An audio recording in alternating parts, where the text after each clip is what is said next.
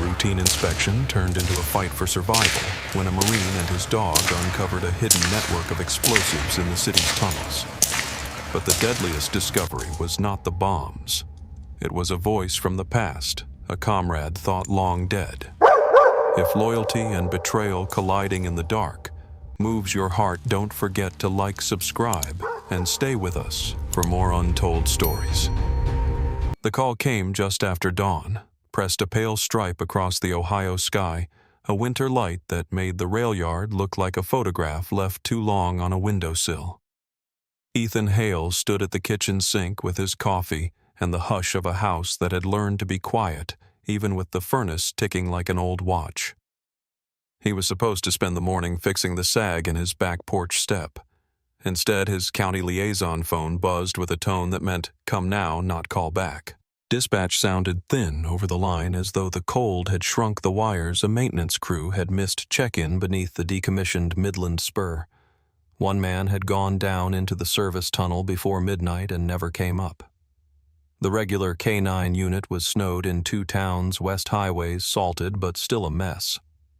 Could Ethan, as emergency liaison and qualified handler, respond with his retired asset?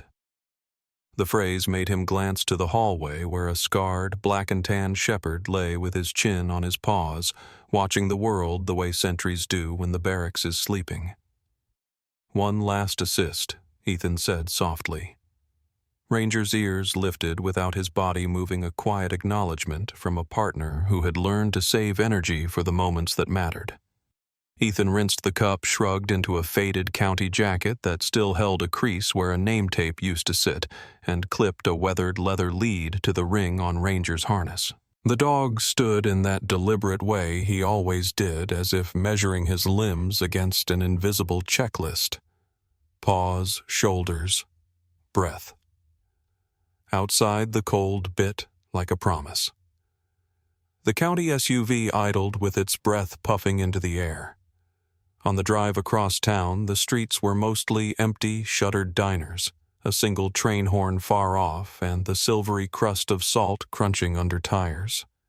Ethan rolled past the old stadium with its rusted bleachers and thought about how tunnels are just the backsides of cities, places that carry what no one wants to see. Ranger leaned once into his leg, a small bump that asked for nothing and conveyed everything. "Yeah," Ethan said to the windshield. "I feel it too." The rail yard rose out of the cold like a shipwreck, stacked ties hedgerows of retired boxcars, a control shed with a sagging roof and a chain-link fence that looked like it would rattle even without wind. 2 county trucks and 1 railroad security pickup sat huddled near the gate. A foreman in a hard hat held a clipboard he didn't look at. His face said he hadn't slept. His knuckles were raw where a man's worry has nowhere to go. "Hale?" he asked. Then his eyes flicked to the shepherd and softened. "He's the one from the city floods, right?" Ethan nodded once. "Ranger." The dog's tail gave a single even swing, neutral, polite. The foreman pointed with the clipboard toward a concrete head wall at the edge of the yard where the Midland Spur dove underground. "Access door there. Cameron Baker went down for a valve inspection at 2300. Said he'd be quick. We were swapping out a frozen sensor, asked him to call on the up. He didn't." A railroad security officer layered the details like Planck's cameras on the perimeter had fogged.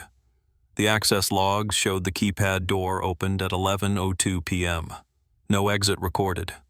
Radio hits were garbled with the kind of echoes you get when concrete is old and the drawings on file are older. Ethan listened with that stillness people sometimes mistook for indifference. Ranger stood close enough that Ethan could feel the heat through his pant leg.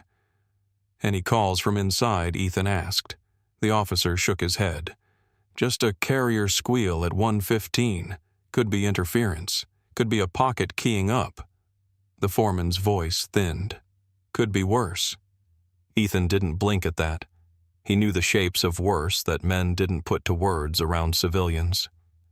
He crouched to Ranger's level and brushed a hand behind the dog's ear, a signal they both understood work now. Leave everything else at the edge.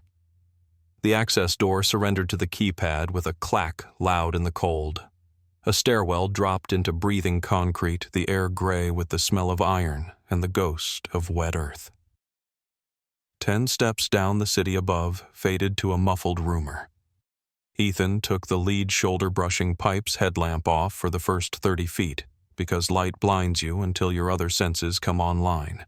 Ranger's nails clicked once, then went silent as he shifted to pads, only a working gait that said every part of him had entered the job.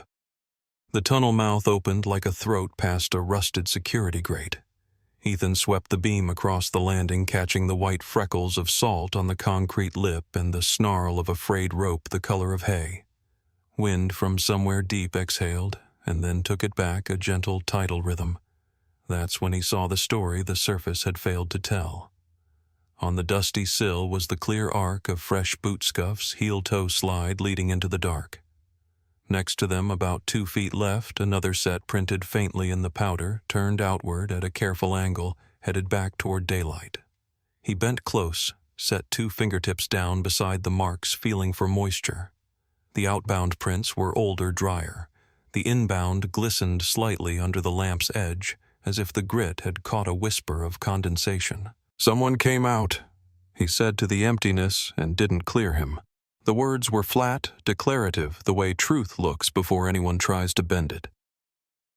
Ranger lowered his head and drew a slow, deliberate breath along the scuffed edge, his nostrils working with little ripples. He lifted his eyes, met Ethan's, and held the gaze a silent footnote. There were scents here that didn't belong to Winter or to Cameron Baker. Ethan stood and let the thought settle where his training kept such things far from panic, close to caution. He swept the beam again and found the first breadcrumb of the night's quiet argument against coincidence, a faint triangle of grit on the sill, as if a boot had paused, rotated, and then pressed away with a precision that spoke of habit, not fear. "You see it," he said, not as a question. Ranger's tail didn't move. The foreman's voice floated thinly from the stairwell.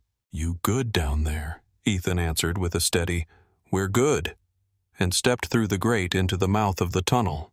The temperature dropped a notch in that first yard, a clean cold that felt different than above-ground air, like a cellar that forgot what sun was. Pipes lined the left wall, fat and sweating. Cable trays hung on the right like ribs. Stenciled warnings flaked under his light. "Do not enter without permit. Confined space. Watch your head." Ethan watched more than his head. He watched for the little asymmetries the world leaves when something human passes a smear of dust, the angle of a discarded zip tie.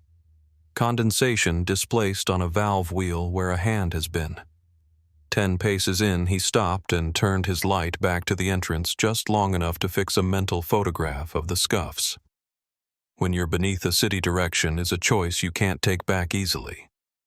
He wanted a map he could carry inside his skull. He clicked the radio twice habit and listened to the answering tremble come back thin, not so much a reply as proof that the world still connected. "We're moving," he told the air. Ranger stepped a heel on his left, then slid half a pace forward of that. A nuance they'd taught each other in places where what was ahead mattered more than who was in charge. The soundscape changed as they moved, dripping farther apart, metal pinging where stress released in tiny sighs, the hush of air being pulled toward a place that needed it. Ethan cataloged it without words. The farther he walked, the more the weight of the above-ground world returned to him in pieces, the rail yard's iron skeleton, the slow tug of winter, the missed porch repair waiting like a trivial promise. He let the smallness of that promise anchor him. The city needed a man and a dog right now, that was all. Ranger paused at a junction where a service corridor bit off to the left and lowered his head again, drawing scent through the shallow V of his muzzle. His body stilled in a way that wasn't fear. It was attention compressed. Ethan didn't ask what he had. He'd learned that words changed the shape of the air. He waited. Ranger flicked his eyes toward the main run and then back to the side corridor as if weighing two honest roads. "Main first," Ethan murmured. "We confirm reach and return." Ranger accepted that with a single breath out, the softest ascent. They moved. The floor shifted from poured concrete to an older slab pocked like the moon. Somewhere above, a truck crossed a patch of rough asphalt, and the sound came down like a distant drum. Ethan let the old rhythm of patrol return to his stride, measured but not slow cautious, without telegraphing caution. At 50 yards, he saw the first of the county's reflective wayfinding tags, a small square of tape on a pipe brace, and felt an irrational wash of gratitude for whomever had stuck it there on a summer day when the world seemed less fragile. The tunnel exhaled again, and in that breath, Ranger caught something new. His head snapped not in alarm, but with purpose. Ethan's hand flexed on the lead, feeling the communication that had saved them more than once there that way, but steady. Before they pressed deeper, he turned once more to the mouth. Those scuffs, one set in, one set out, argued with each other like two men telling different versions of the same night. He wasn't fond of arguments he couldn't cross-examine, but the facts on concrete were better witnesses than most. Someone had come back to daylight and chosen silence. Maybe fear had closed his mouth. Maybe something else had. Either way, no one had called for Cameron. Ethan lifted the radio again and said the thing that would set 100 other decisions in motion. "Be advised," he told the foreman topside, his voice even as a level. "We have fresh ingress and one egress." Unknown party exited and did not report. "We're continuing down the Midland Main." He clicked off, let the hush return, and looked to Ranger. One last assist, he said as much to himself as to the dog. Ranger's ears flicked. The long dark ahead had the quiet hush of a place that hides more than water. The deeper Ethan moved into the Midland Tunnel, the more he felt the press of the earth, the subtle reminder that he was walking beneath a world that had forgotten these passages. His headlamp carved a narrow tunnel of light through darkness that seemed almost alive, the beam glancing off sweating pipes and half-buried cable trays. Ranger stayed slightly ahead, his body tense but not anxious, the careful tension of an animal trained to read air currents and ground scents with more precision than any sensor. At first, the air was the stale metallic damp of an unused space touched by rust and mildew. Then Ranger slowed. His head dipped nostrils working in deliberate pulls, and his ears angled forward in stillness. Ethan had learned long ago that dogs did not stop without reason. He crouched low, lowering his own face to Ranger's shoulder height, and drew a careful breath through his nose. It was faint, but undeniable, a chemical tang that did not belong underground. It was sharp in its first impression, then sour, and finally left a grit on the back of his throat. Fertilizer mixed with something heavier. Ethan's chest tightened in recognition. In another life, he had walked roads lined with wreckage caused by that same scent, improvised devices cobbled together from farm chemicals and fuel. He whispered, "I know it not to the dog, but to himself, a confirmation that memory had not dulled his senses." Ranger shifted one paw forward, tail stiff, his body angled as if to say the trail was not here by accident. Ethan clicked his radio twice in a pattern that signaled caution without alerting anyone to specifics, then moved on, every muscle carrying a new alertness. The tunnel bent slightly to the right, where concrete gave way to a narrower corridor. Above, rusted signage warned of a floodgate chamber long decommissioned but still connected to the county's drainage system. As Ethan's boots scraped against the rough floor, a red lens blinked briefly near the corner of the ceiling. He stopped. The light pulsed once more and then went dark, but not before triggering a hiss that rippled through the chamber. A vibration rolled under his boots, followed by the low groan of machinery waking from neglect. Ethan pressed his back to the wall, raising a closed fist that Ranger understood as a signal to hold. A sudden blast of air surged through the corridor, not inward, as a floodgate might suggest, but outward, as if some unseen hand had turned a giant fan to sweep the tunnel clear. Dust-lifted grit spun in small eddies, and the faint chemical scent vanished under a wash of forced ventilation.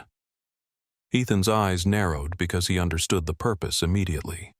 The fan was not pushing water. It was erasing evidence.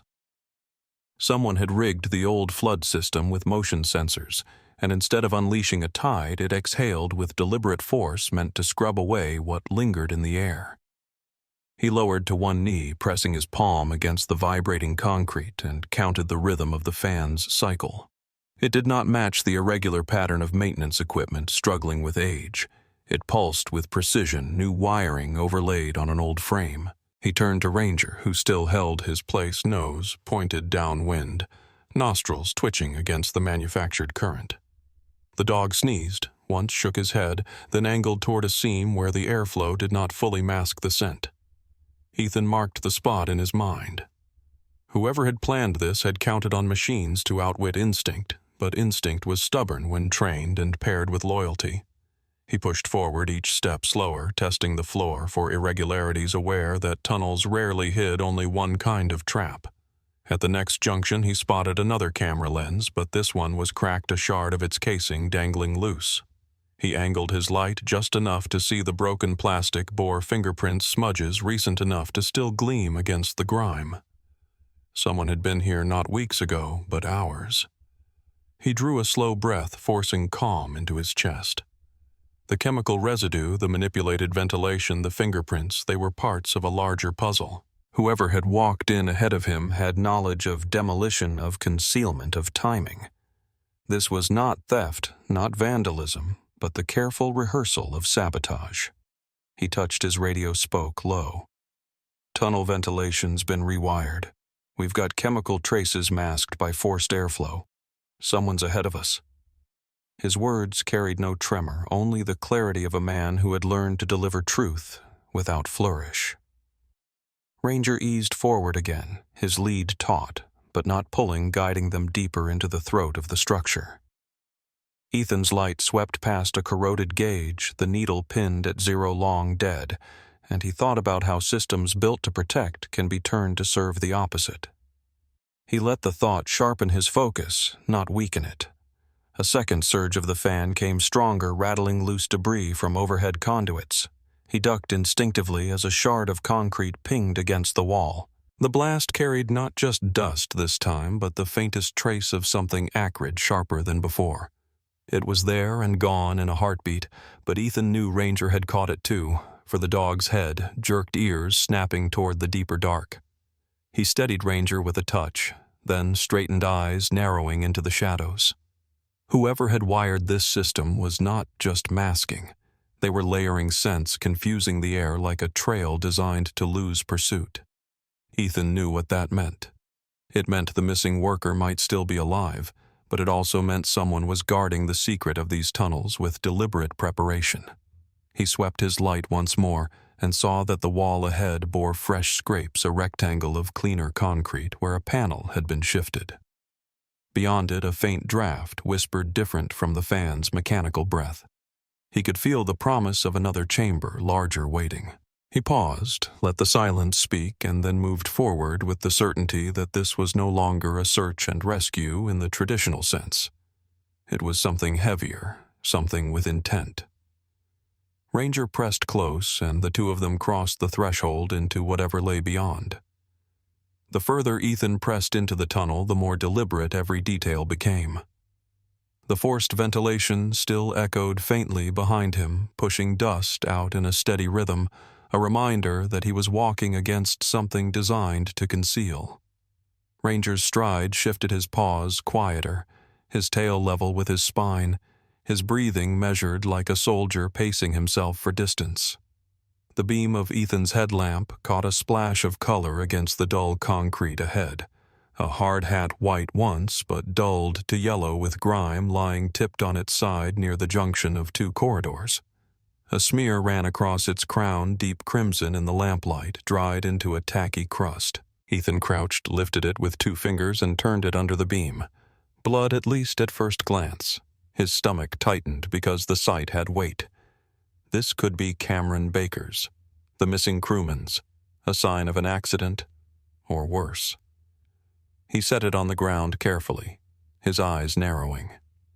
Before he could move farther, Ranger stiffened his ears, pinned forward, his nose angling not toward the helmet, but back to a side conduit where a rusted valve wheel jutted out. The shepherd did not advance toward the blood.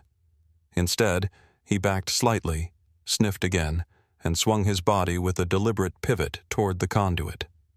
Ethan frowned, bent low to sniff the helmet's smear. The tang was wrong. He knew the odor of real human blood, the copper sharpness, the metallic finality. This had another edge chemical faintly sweet, like something poured and mixed rather than spilled from a vein. He rubbed it between thumb and forefinger. It smeared too easily, lacking the clotting he expected. A decoy. He lifted his head toward Ranger. "You're right. Not him." Ranger's stare held steady at the conduit seam, his chest expanding with deliberate inhales. Ethan rose, brushed grit from his knees, and approached the conduit. It was older than the main tunnel-reinforced steel coated with decades of rust, the kind of infrastructure forgotten on modern maps but still breathing faint drafts from somewhere deep. He traced his hand along the seam fingers, finding a latch half hidden by flaked paint. He hesitated because the dog's signal was precise. Ranger had trained to sit when detecting human scent that suggested remains, an action he used sparingly only when sure.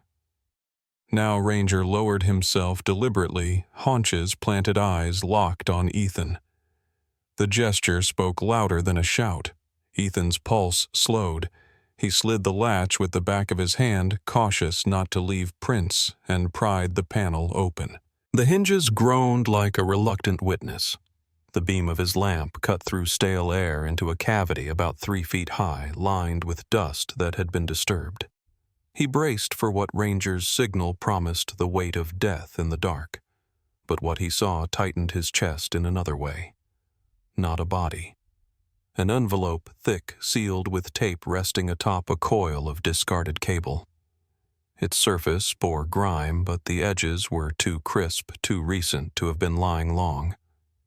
Ethan reached, lifted it, and felt the thickness of folded sheets inside. He peeled back the flap carefully, his gloves catching on adhesive, and drew out paper after paper. His lamp revealed diagrams, schematics of the Midland tunnels, but not the public versions he had seen in county records. These bore annotations in block letters, marks noting junction points, alternative passages, bypass valves. Some were circled in heavy ink with notations, exit stash secure. His jaw tightened. Someone had hidden these deliberately, not discarded them. He held the pages under his light longer, noticing that certain markings aligned with newer spray paint on the walls he had already passed. It was a guidebook prepared for a partner who knew where to look. Ranger exhaled a sound that broke the stillness. Ethan refolded the papers, slid them back into the envelope, and tucked it into his jacket. He looked once more into the cavity and saw other signed shoe prints pressed shallow in dust, one set leading inward and stopping at the coil, the other retracing outward. Whoever had left the envelope had entered alone, concealed it, and walked away. He pressed the panel closed again, leaving the latch almost flush, then stepped back. His radio crackled, faintly static, cutting through, but no voice followed. He resisted the urge to call in the find. Information like this traveled safest in silence until he could be certain of its chain. He turned back to the helmet lying like a planted clue. With new eyes, he saw its purpose. The chemical smear, mixed with animal hemoglobin, staged to suggest injury, was meant to fix attention, to draw searchers one way while secrets lay in another. He stood his boots creaking against the concrete. "They're playing with trails," he murmured, his voice low, intended only for the shepherd. "But they don't know you don't follow lies." Ranger rose fluidly, stepped close, and brushed Ethan's leg with his flank before taking point again. His nose-lowered, ears still high, he guided toward the main corridor where the ventilation draft had swept minutes earlier. The helmet remained behind like a question asked too loudly, while the true answer rested now inside Ethan's jacket. As they moved, the tunnel widened slightly, the ceiling arched higher, and the air thinned into a quieter hush. Ethan thought about the envelope's diagrams. Whoever mapped them had access to records beyond public engineering logs. That suggested inside knowledge, perhaps city planning, perhaps railroad security. And if they were hidden here, then someone intended to return, or someone trusted another to retrieve them.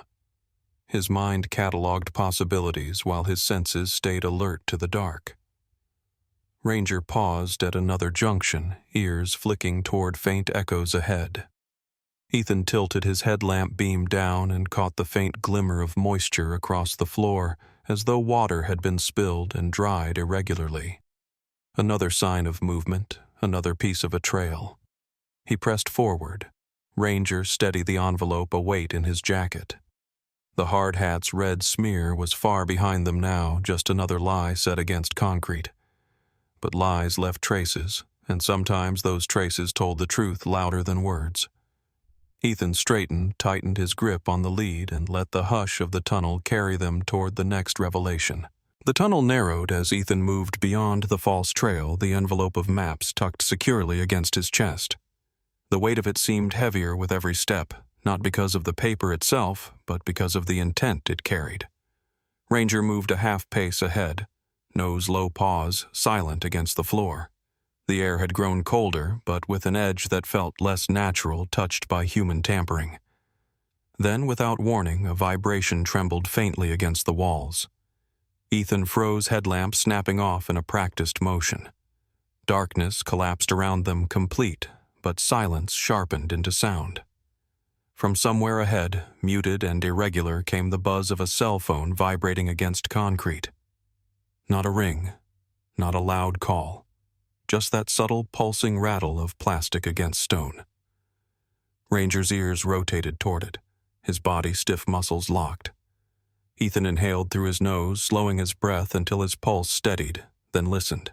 The vibration ceased, replaced by 3 knocks against metal, evenly spaced, deliberate.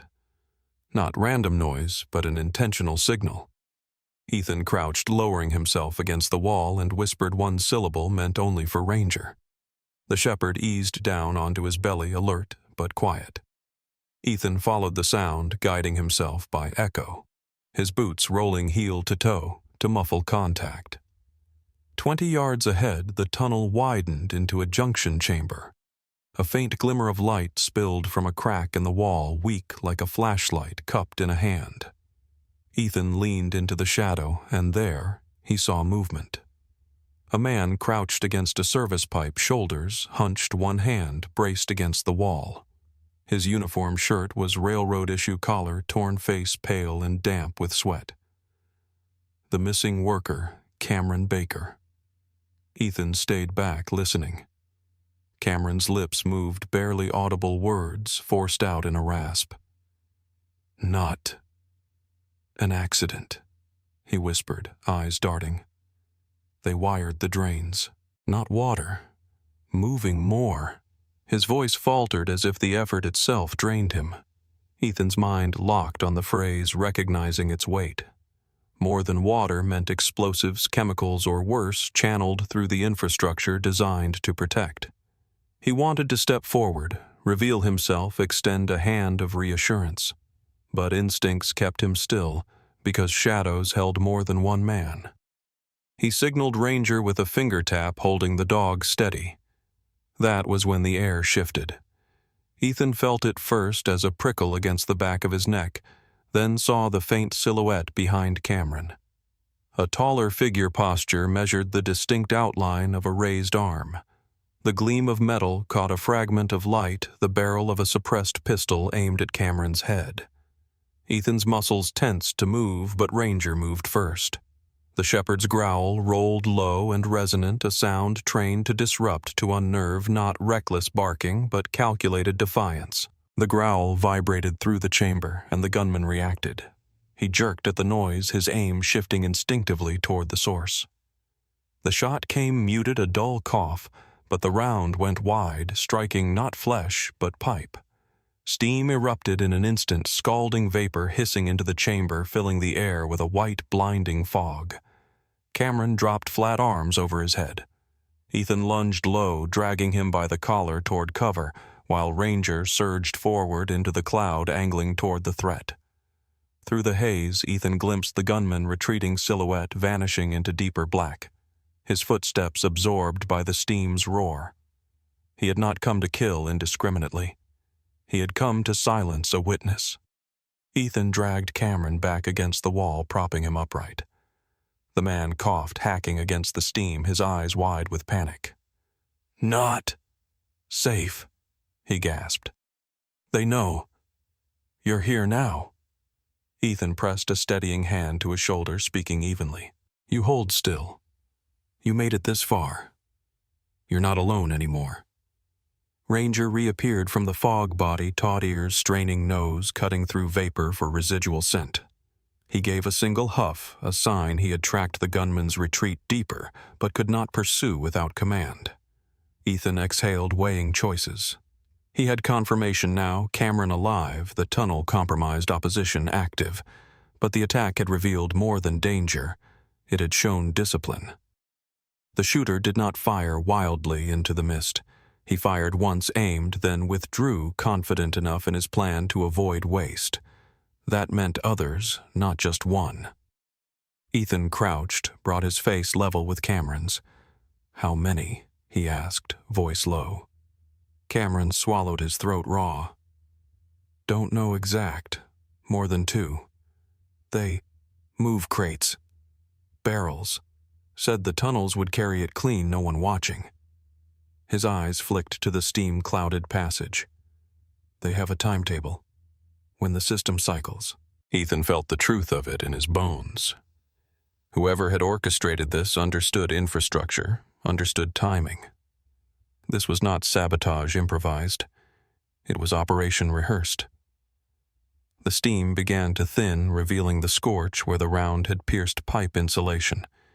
Ethan pressed his hand lightly against the hot metal, then pulled away his fingers damp. The pipeline was active, carrying pressure. A shot in the wrong place could have turned the chamber into a tomb. Ranger shifted closer to Cameron, sniffing the man's sleeve, then looking back to Ethan with an expression of recognition. This one carried the scent of struggle, but not betrayal. Ethan read it and gave a nod. "He's good." The worker slumped against the wall, nodding weakly. "I tried to close valves. They caught me." Ethan adjusted his grip on the maps inside his jacket, realizing their significance had grown. If the attackers had gone to such lengths to stage false trails to silence witnesses, then the diagrams were more than navigation aids. They were keys to the entire plan. A faint drip echoed from the far corridor, steady, rhythmic, like a clock counting down. Ethan rose, pulling Cameron gently to his feet, supporting his weight. "We're moving," he said. Ranger lifted his head alert again, gaze fixed on the corridor where the gunman had disappeared. The pursuit would not wait long, and Ethan knew hesitation invited ambush. They had survived first contact, but the tunnel now carried the memory of suppressed gunfire, and the hiss of steam, a signal to anyone listening deeper that the game had begun. The chamber still held wisps of steam as Ethan steadied Cameron Baker against the wall, his shoulder carrying some of the younger man's weight. Ranger paced in a short arc, circling once before pausing. Ears pointed back toward the dark corridor where the gunman had vanished. The worker's breaths came in shallow gasps, but he fought to stay upright, his eyes darting nervously. Ethan crouched, slightly leveling his voice. "You made it this far, but you knew something before they caught you. Tell me straight." Cameron swallowed, lips trembling, then forced words out in broken rhythm. "They paid me.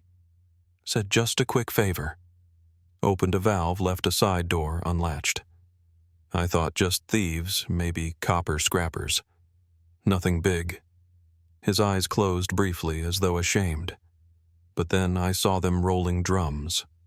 Steel drums stacked too high down by the sump. Not scrap, not copper, something else. Ethan's jaw tightened. The image of drums being moved through tunnels into city infrastructure stirred old instincts. How many? Cameron shook his head. Didn't count all. More than a dozen. Smelled sharp chemical. They didn't hide it. They just worked quick like they knew no one would come down here. Ethan steadied him with a hand not condemning but fixing the confession into memory. He had seen this pattern overseas. Locals hired for small tasks never told the bigger plan until it was too late. Ranger brushed past Cameron's leg and nosed at his hand, grounding him in a way words could not. The man's shoulders eased just slightly, though his guilt lingered in his eyes. Ethan adjusted the strap of his radio and listened for silence, but the tunnel never stayed quiet for long. A burst of static cut through sudden crisp, followed by a voice on the channel. Not county dispatch, not railroad security. A clipped tone, precise, spoken in a rhythm Ethan had not heard in years. Red 1, this is Red 2. Package confirm. Echo point secure. Copy move. The words echoed faintly down the concrete, filtered through static, but the cadence was unmistakable. It was the clipped phrasing of tactical radio discipline, the kind learned not in civilian jobs but in military operations. Ethan's breath steadied as old memories stirred the language of patrols in Afghanistan, where men spoke in brevity to survive. He did not mistake it for coincidence. His hand tightened on the radio, not to reply, but to measure the pause between transmissions. Another voice answered deeper, carrying the same sharp edge.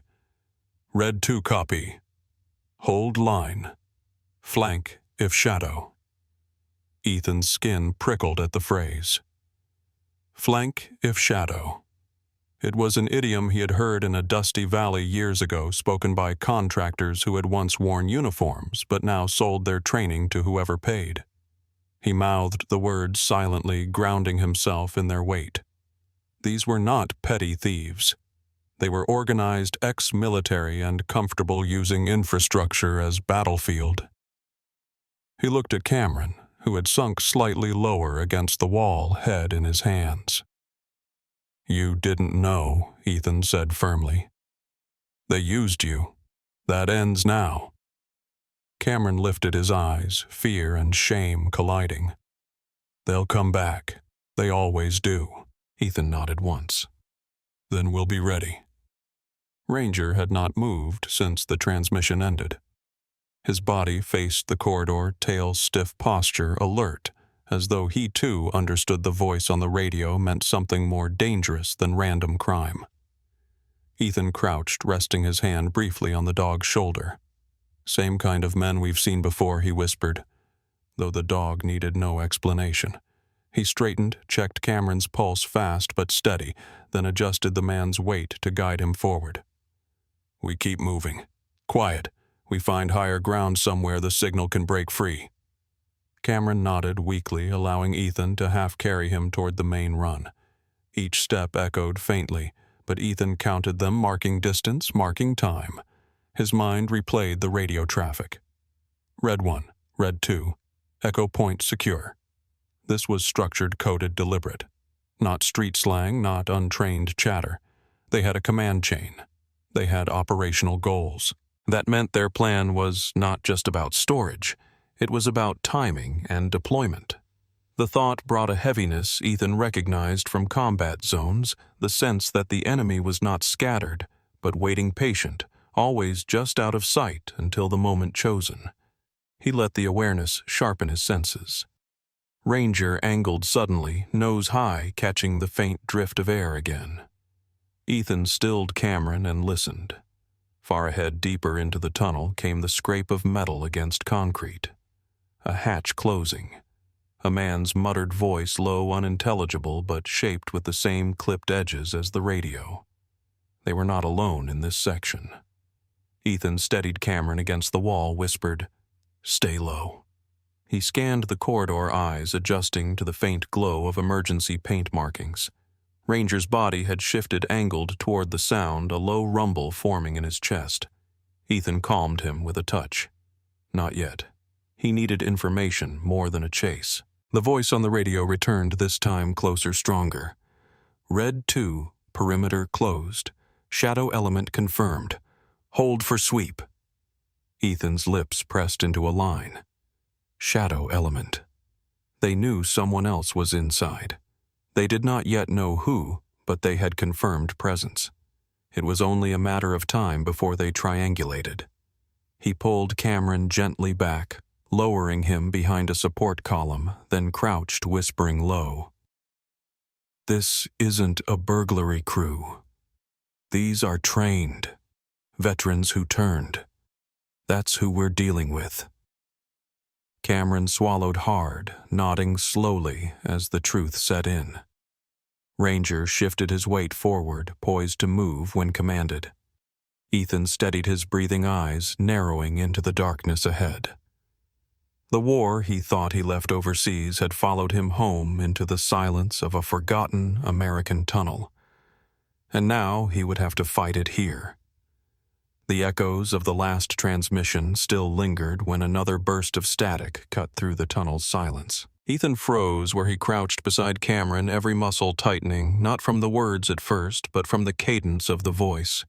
It carried a timbre he had not heard in nearly a decade, a sound buried in memory alongside heat dust and the metallic taste of fear on desert wind.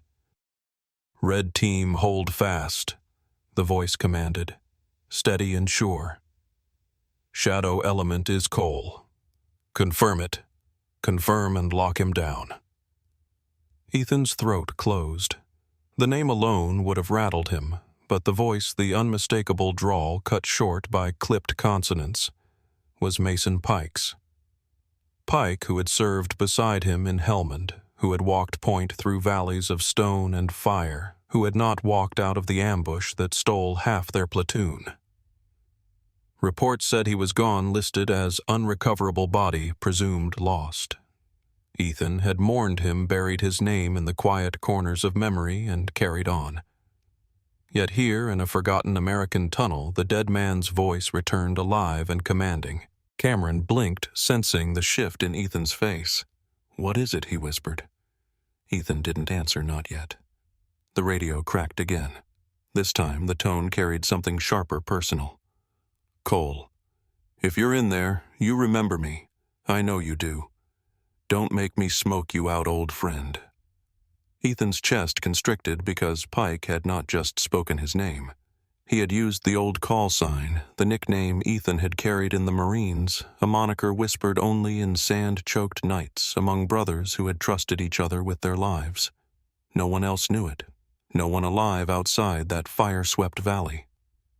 Ranger shifted at Ethan's side, catching the tightness in his handler's breath, his body angling closer as if shielding him from a voice that came without footsteps. Ethan gritted his teeth, whispering low to himself. Mason Pike. Alive. But the truth was more corrosive than relief. If Pike led these men, then the tunnel was not just a smuggler's lane. It was his operation, structured with military precision, secured with discipline learned on the same soil where Ethan had once stood beside him. Cameron pressed a hand to his forehead, confusion plain. "You know him?" Ethan nodded faintly, though his jaw remained locked. "Once. He saved my life more than once. I carried his tag home in my pack when they said he was gone." His eyes narrowed toward the dark where the radio voice had echoed. "But he's not gone. He just chose a different war." The radio hissed again, another message colder now. "Cole, you don't have to fight this. Walk out. You'll understand. The world left us behind. I built something stronger down here. Don't get in my way." The words slid into Ethan like shrapnel. He had heard men break before, but Pike's tone was not the cracked voice of despair. It was resolute, committed, the voice of a man who had not been lost to chance, but had chosen this path willingly. Ethan steadied his breath, but behind the control lay a tremor of betrayal. Memories pushed against him. Pike laughing after a night patrol, Pike throwing his body against a blast wall, Pike's hand gripping his shoulder when the sky rained fire. All that weight now turned against him, sharpened into opposition. Cameron watched, reading Ethan's silence. "If he knows you, he'll come harder." Ethan nodded once. "He won't just come. He'll flank. That's how he thinks." Ranger's low rumble carried agreement, a dog's instinct aligning with a Marine's memory. Ethan pressed a hand to Cameron's arm. "We keep moving, but slower. Every word he speaks is bait, meant to make me rush." Cameron shifted his weight unsteady, but his resolve stronger now that the truth pressed close. "What does he want with the drums?" Ethan answered without looking at him. "Supply routes. Infrastructure. He's building something bigger than theft. And he's not working alone. Men like Pike never work alone." They moved again, Ranger leading nose testing the air, while Ethan forced himself to push past the storm inside his chest. Each echo of the tunnel now carried the ghost of Pike's voice, and each step brought the certainty that this was no coincidence. Pike had waited, had known Ethan's habits well enough to anticipate his presence, his choices, his movements. The operation was no longer about rescuing a worker or stopping contraband. It was personal, drawn across a battlefield that stretched from foreign soil to American ground. Ethan adjusted the radio dial, lowering volume until only he could hear, but left it live. He wanted Pike's words. He needed them to piece the scope of the plan, to find its seams. The next transmission came quieter, almost intimate. "Cole, you never saw the bigger picture. You still don't. Down here, no one watches. No one asks questions. These tunnels carry more than water now. They carry a future ours, not theirs. Don't stand in front of it." Ethan whispered under his breath, words Ranger alone could hear. "You already chose your side, Mason. That's your future, not mine." He steadied Cameron against another support beam, eyes cutting to the map etched in his memory from the envelope. Ahead lay junctions Pike's men might hold. Every corner was a choice between ambush and escape. Ranger shifted ears, tilting toward faint scuffing ahead, a sign the enemy was not idle. Ethan tightened his grip on the leash, breath steady. The man he once trusted like blood now stood as enemy commander, his voice carried on the same radio waves they once used to survive.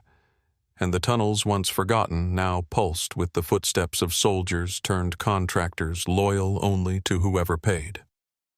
The further Ethan moved with Cameron at his side, the more the air shifted from simple dampness to something alive, charged, as though the tunnel itself carried a pulse.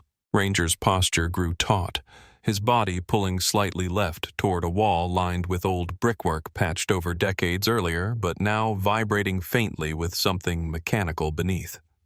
Ethan stopped, steadying Cameron against a support beam, then crouched close to the wall. He pressed his ear to the brick. At first it was only a low hum, but then it resolved into a steady vibration, a rhythm too precise to be natural seepage or pipe flow. Ranger's nose brushed the base of the wall, then he pawed once, claws scraping lightly against mortar, before stepping back and fixing Ethan with an insistent stare. Ethan's hand moved automatically to his pocket tool, his mind racing through memories of combat engineering units overseas. He wedged the blade into the mortar line and pried. One brick shifted reluctantly, then slid free with a dry scrape. Behind it, the lamp's beam revealed metal. A casing bolted into the hollow wires coiled neatly, and a digital timer running down in red numerals. Ethan's chest tightened. The device was strapped to a pump system rigged into the old drainage conduit. He traced the lines with his light and saw the intake pipe already damp, ready to surge. When the timer reached 0, the pump would flood the chamber.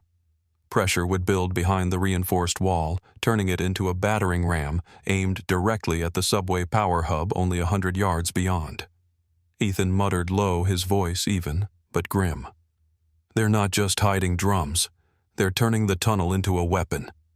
Cameron's breathing grew sharp, his eyes wide with panic. "You can stop it, right?" Ethan's hands moved, but not recklessly.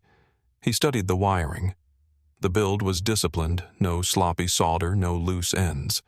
Whoever installed it had training. He exhaled, then pulled Cameron back farther. "This isn't random. It's built to be seen. a lure. Ranger's low growl pulled his attention upward. The shepherd was no longer focused on the pump. Instead, his amber eyes were fixed on the ceiling where rusted beams crossed overhead. Ethan followed the gaze, lifting his lamp. The beam caught fine cabling stretched across joists thin enough to vanish without light but unmistakable once illuminated. The lines ran toward a cluster above the main walkway where they converged on a pressure plate hidden beneath an old panel of flooring. Ethan's stomach sank with the realization. The pump timer was a decoy meant to pull attention low while the true mechanism waited above. A trigger linked to weight. If a rescue team rushed into the chamber, their combined steps would stress the plate. The beams would drop, crushing anyone below, while detonators in the cabling likely connected to secondary charges hidden among the supports. He whispered under his breath, "Classic bait. Keep the eyes on numbers ticking while the ceiling does the killing." Ranger huffed once, shifting his weight back tail stiff as though agreeing. Ethan steadied himself, drawing on years of training where traps layered deception on deception. He spoke quietly to Cameron. They wanted this found. They wanted first responders to swarm here confident they stopped the worst. And when the weight hit that plate, he didn't finish. Cameron's eyes shut briefly, his guilt pressing deeper. "I helped open the door for this," he said. "I didn't know, but I still—" Ethan cut him off gently. "You didn't wire this. Men who know war did. That's who we're up against." He studied the cables again, tracing their line. Each strand was taut but angled to a junction box camouflaged as part of the rusted ceiling. It wasn't amateur work. This was military precision adapted to urban soil. Ethan pulled a chalk stick from his pouch and marked a line on the floor just short of the suspected pressure plate. A silent barrier he would not cross until he understood every circuit. He crouched, lower eyes narrowing on the digital timer still running against the pump. The numbers flashed with steady arrogance, counting down not to destruction but to distraction. He adjusted the brick back loosely into place, disguising that he had seen enough. Better to let the enemy believe their ruse remained intact. Ranger eased closer, his nose still testing the air above a faint whine rising in his throat. Ethan pressed a hand against his shoulder, grounding him. "We've seen it. That's enough." He rose, helped Cameron shift weight onto his good leg, and whispered, "Stay with me. Step only where I step." Together they moved backward, careful to avoid the line Ethan had marked. The chamber seemed to hold its breath, the hum of the pump, a taunt, the cabling above a quiet snare. Every sound carried the weight of unseen eyes, as if Pike himself watched from deeper shadows, waiting to hear the crunch of boots on the pressure plate. Ethan's chest tightened at the thought. Pike had been there when similar traps were laid overseas, built to catch convoys to draw medics into ambush. He would know exactly how men like Ethan would react. That meant the battle here was not just against explosives. It was against memory, against the habits of men trained the same way. They pulled clear of the chamber's heart ranger, never once relaxing his stance until the cables above vanished into darkness behind them. Ethan paused, adjusted Cameron's grip on his arm, and let out a steady breath. They turned this tunnel into a battlefield. Every wall, every beam. We treat it as such from here on. Cameron nodded weakly. Fear plain, but a spark of resolve flickered in his eyes. Ranger pressed forward again, leading them into the narrowing passage where each echo carried both warning and promise of what lay deeper. Ethan's jaw tightened. The decoy behind them still ticked, but the real trap waited ahead. The tunnel ahead narrowed into a section where the walls turned from brick to reinforced steel, a sign of modernization meant to stabilize shifting soil. Ethan guided Cameron toward the bend, Ranger leading with sharp alertness. Just as Ethan reached the support beam, a sharp metallic clang thundered behind them. He spun, eyes narrowing as a steel partition dropped with violent finality, slamming into the floor between him and Cameron. Sparks flew as its lock bolts fired into place. Cameron stumbled backward on the other side, pounding weakly at the barrier, his voice muffled. Ethan pressed his palm against the cold steel, his jaw set. On his side stood only him and Ranger. The partition cut them off cleanly, leaving Cameron alone and vulnerable on the opposite stretch. A hiss of static filled the chamber. Then Pike's voice came calm and precise. "Cole, you always did walk into cages easy. I don't need the worker. I need you. And I need your dog." Ethan's grip tightened on his radio. Pike continued. "That animal of yours carries more than teeth. I know you kept a locator on him. Hand it over and maybe you get air to breathe. Otherwise, we vent the line and flood your chamber before your heart has time to argue." Ranger pressed close his flank, brushing Ethan's leg ears, angled sharply toward the steel wall, nose twitching at the trace of Pike's presence beyond. Ethan let silence stretch, steadying his breath. Then he replied evenly, "You always did talk too much, Mason. If you knew me, you'd know I don't barter men or dogs." Pike chuckled low, a sound bitter with memory. "Stubborn as ever. But I learned. It's not about loyalty. It's about leverage. That tracker on your mutt gives me both. Remove it, slide it under the partition. Do it now."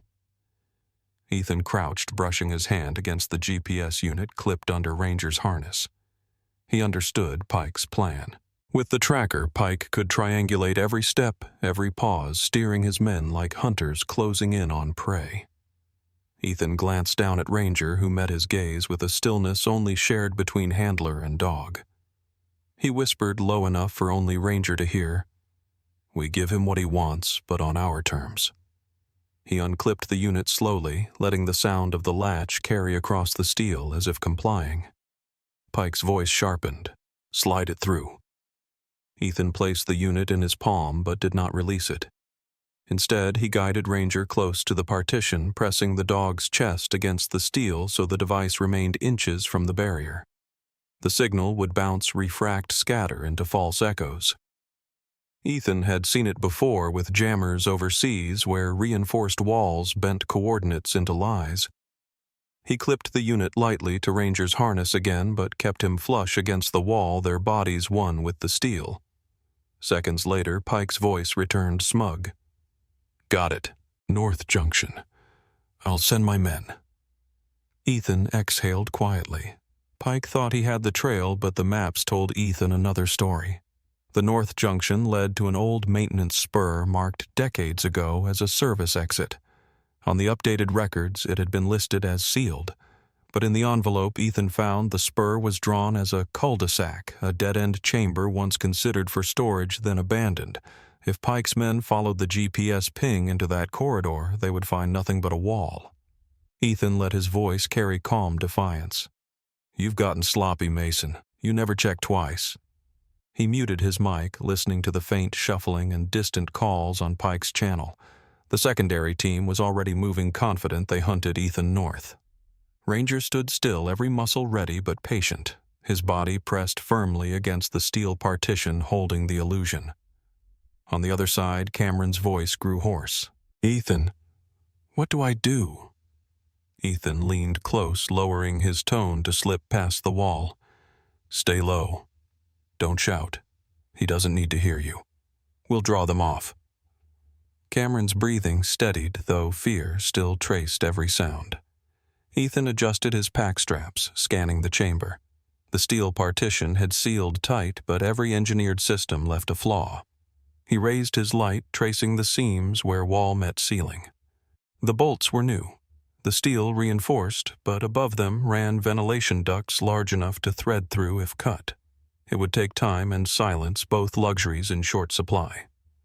Pike's radio came alive again. "North team check coordinates. Sweep clean. No hesitation." The affirmation answered in clipped military brevity boots already pounding toward the dead end Ethan remembered. He pictured the map in his mind, the cul-de-sac narrowing into futility walls, curving into an embrace no soldier wanted. Pike had walked him into cages before overseas, but now Ethan had turned the lesson back. Ranger leaned into his leg eyes, fixed on him, awaiting the next command. Ethan lowered his voice calm despite the steel between him and his enemy. "We're not trapped, boy. They are." He slid his blade free, angled it toward the duct seam, and began prying. Metal groaned faintly, but not louder than the shuffle of Pike's men fading north. The chamber filled again with silence, broken only by Cameron's ragged breath beyond the partition and the soft rumble in Ranger's chest. Ethan's mind steadied into clarity. Pike believed in leverage in forcing choices, but he had forgotten something vital. Ethan and Ranger had lived years on instinct, on trust, on turning traps into openings. And tonight, in a tunnel far from foreign battlefields, those instincts would carry them again. The steel partition loomed behind them, sealed with bolts Ethan could not breach in time, while the hum of the pump system thrummed faintly in the walls. The timer he had glimpsed earlier ticked closer to 0, and though he knew it was partly decoy, the pressure it controlled was not. If the flood released unchecked, the surge would hammer through, burst the barrier wall, and drive a blow straight into the subway power hub. Cameron's faint voice carried through the metal behind him, a whisper shaped more by fear than sound. "It's building, Ethan. I can feel it in the floor." Ethan pressed his palm against the concrete. He felt it too, a deep vibration like the earth drawing breath. He exhaled sharply, steadying his voice. "We're out of time." Ranger shifted head, turning toward the drainage valve wheel fixed into the wall. His paws scraped the concrete nose, brushing the iron spokes as if urging Ethan. Ethan's jaw tightened. Opening that valve early would release the pressure sideways, venting the buildup before it turned catastrophic. But here in their sealed chamber, the water would pour first fast and unrelenting, filling every foot with dark weight.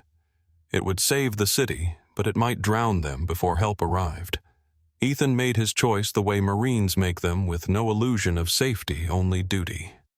He gripped the valve wheel, metal biting cold through his gloves, and leaned his full weight. Rust resisted at first, then shrieked as iron teeth gave way. The wheel turned grinding, and then the roar came. Water burst from the pipe, a black surge carrying silt and rust rushing into the chamber like a beast freed. It struck his boots, first icy, then climbed past his calves, pressing forward without hesitation. Cameron cried from the other side. "What did you do?" Ethan shouted back, voice firm against the roar. "I bought the city time. Now we earn ours." The flood rose quickly, swirling around his knees, slamming debris against the partition. Ranger leapt onto a ledge, paws braced, head lifting toward the ceiling where an old ladder rusted into place. Ethan caught the signal, turned, and began hauling himself upward, water tugging at his legs. He motioned Ranger toward the rungs, but the dog did not follow. Instead, Ranger dropped back into the surge chest, deep now, and fixed his gaze not upward, but low toward a jagged crack near the floor, half hidden by rising froth. His amber eyes never wavered. Ethan paused, breath heavy, and understood. Ranger trusted the earth more than the steel. The ladder climbed toward a sealed grate he could not promise to break. But that fissure, though narrow, might yield to force. Ethan dropped back, boots splashing, and pressed a hand along the crack.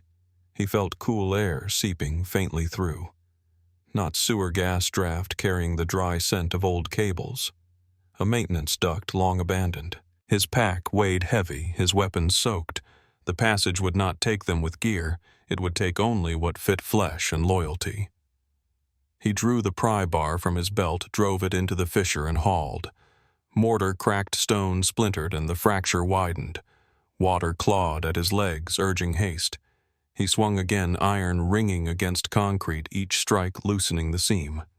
Finally, a chunk gave way, and behind it gaped a narrow conduit lined with forgotten cable trays. Ranger plunged first, shouldering his way through claws, scraping as he forced the opening wider. Ethan shoved his pack toward the hole, testing, but it jammed fast. He cursed under breath, then ripped it free, hurling it aside. Maps, gear, radio abandoned to the flood. Only man and dog could fit. He shoved Ranger fully through the shepherd, wriggling until his body vanished into the dark beyond. Ethan followed, shoulders grinding against jagged stone ribs, crushed tight lungs burning. Behind him, the chamber filled water, hammering at the steel, rising fast enough to swallow all trace of their stand.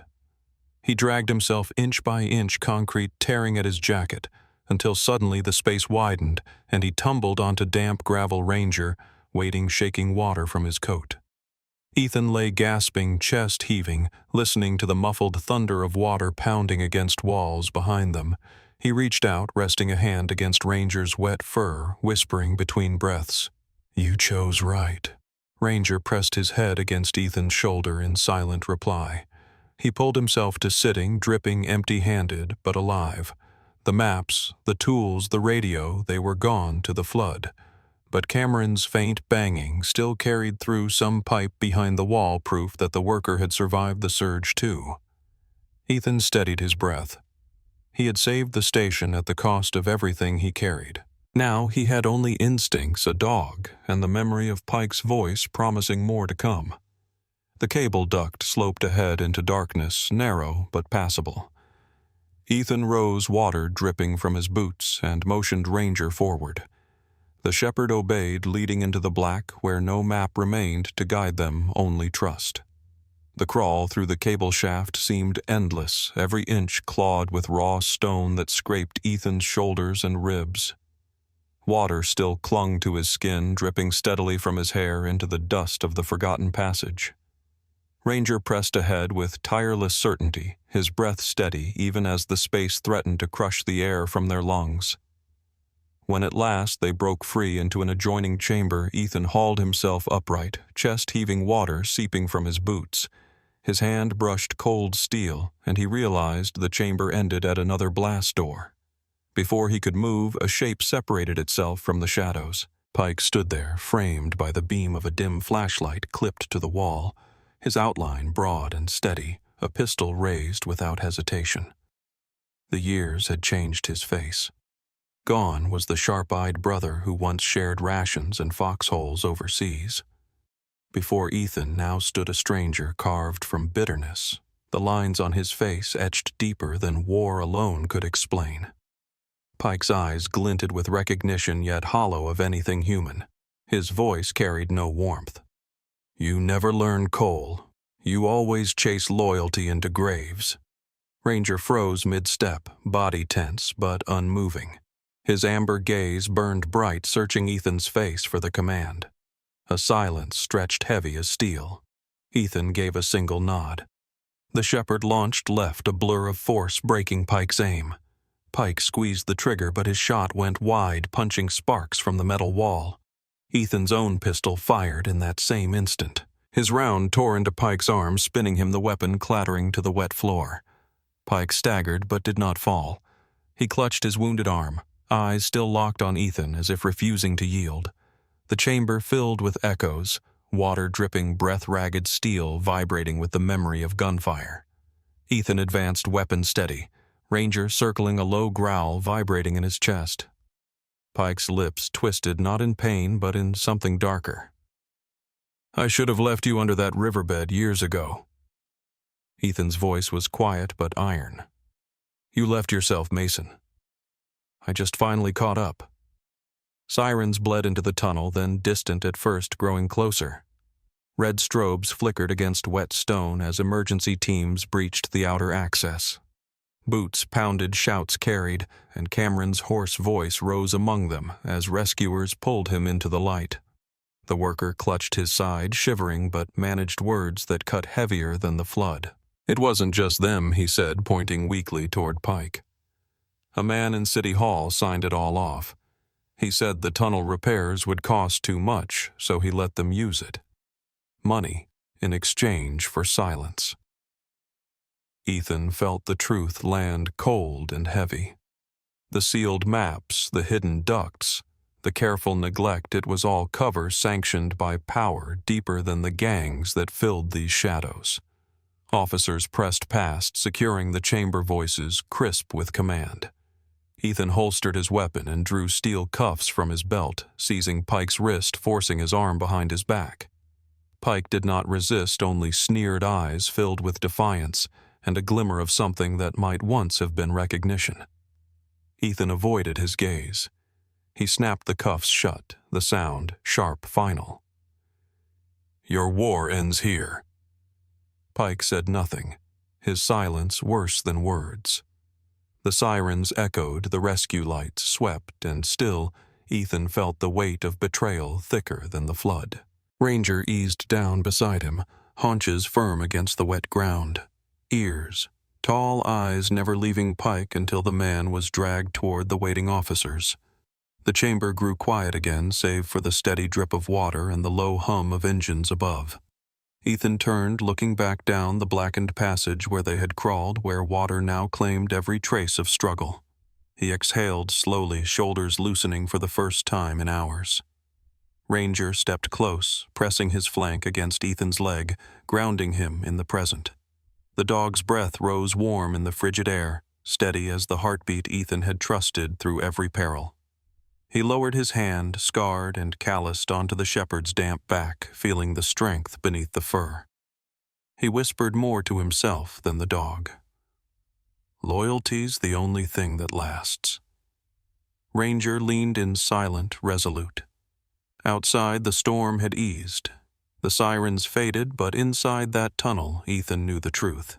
In a world where even brothers in arms could turn to shadows, one bond remained unbroken. It had carried them through the dark and would again. Thank you for staying with us through this story of loyalty, betrayal, and survival in the darkest places.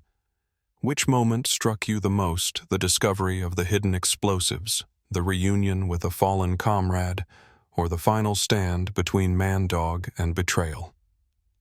Share your thoughts in the comments, and let us know where in the world you're watching from.